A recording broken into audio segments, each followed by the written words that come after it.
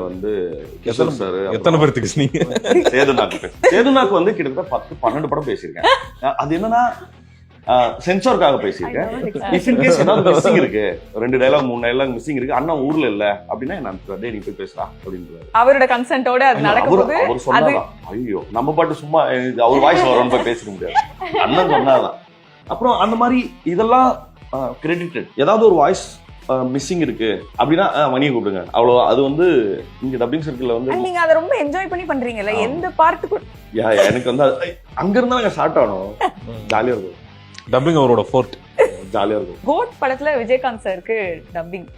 So அது actually ரொம்ப நிறைய பேருக்கு தெரியுமா அப்படின்றது எனக்கு தெரியல. இல்ல அது மட்டும் இல்ல, நிறைய படங்கள்ல நான்லாம் இப்போ தியேட்டருக்கு போனா எங்க இதுல டப்பிங் பண்ணிருக்கீங்க, எத்தனை பேருக்கு பண்ணிருக்கீங்கன்னு கேக்குறல. அது இப்ப வந்து நிறைய படங்கள்ல பேர் முன்னாடி கிரெடிட்ஸ் போடுறாங்க. இப்பெல்லாம் முன்னாடிலாம் வந்து நீங்க நினைச்சு கணக்குல வராத நிறைய படங்களுக்கு ஆக்டர்ஸ் எல்லாம் வந்து இஃப் இன் கேஸ் அவங்களால வர முடியல மிஸ்ஸிங்னா நான் தான் இந்தியன் 2ல வந்து விவேக் சார் மனோபல சார் நான் பேசினேன். வேட்டையில அமிதாப் பச்சன் சார் நான் கிட்டத்தட்ட அவங்க ஏஐ கொஸ்டின்ஸ்க்காக நான் பேசியிருக்கேன். அப்புறம் விஜயகாந்த் சார் இப்ப விடுதலையில வந்து கிஷோர் சார் எத்தனை பேருக்கு பேசுனீங்க. சேதுநாக்கு வந்து கிட்டத்தட்ட 10-12 படம் பேசியிருக்கேன். அது என்னன்னா சென்சார்க்காக பேசியிருக்கேன். இஃப் இன் கேஸ் ஏதாவது மிஸ்ஸிங் இருக்கு, 2 டயலாக் 3 டயலாக் மிஸ்ஸிங் இருக்கு, அண்ணா ஊர்ல இல்ல அப்படின்னா நான் டேய் நீ போய் பேசுறா அப்படின்றாரு. அவரோட கன்சென்ட்டோட அது நடக்கும்போது அவர் சொன்னாதான் ஐயோ நம்ம பாட்டு சும்மா அவர் வாய்ஸ் வரும்னு போய் பேசிக்க முடியாது. அண்ணன் சொன்னாதான். அப்புறம் அந்த மாதிரி இதெல்லாம் கிரெடிட்டட். ஏதாவது ஒரு வாய்ஸ் மிஸ்ஸிங் இருக்கு அப்படின்னா மணியை கூப்பிடுங்க அவ்வளோ. அது வந்து இங்க டப்பிங் சர்க்கிள்ல வந்து நீங்க அதை ரொம்ப என்ஜாய் பண்ணி பண்றீங்கல்ல, எந்த பார்ட்டுக்கு எனக்கு வந்து அங்க இருந்தா நாங்க ஸ்டார்ட் ஆனோம். ஜாலியா இருக்கும். டப்பிங் அவரோட ஃபோர்ட். ஜாலியா இருக்கும். ஏதோ ஒரு இந்த ஒரு பிட் மட்டும் சூப்பரா இருந்தது. ஒரு லடாக்ல ஏதோ பைக் ஓட்டிட்டு இருந்தாரு நினைக்கிறேன். யாரோ ஒருத்தர் வந்து பின்னாடி சார் நான் உங்களை பயங்கரமா 2 நாளா தேடிட்டு இருந்தேன் சார். தேடிட்டு இருந்தீங்களா? நான் என்ன கொலைகாரனா இல்ல கொலைக்காரனா அப்படின்னு சொல்லியிருந்தாரு. அது வந்து சோ ரொம்ப செம்ம கியூட்டா இருந்தது.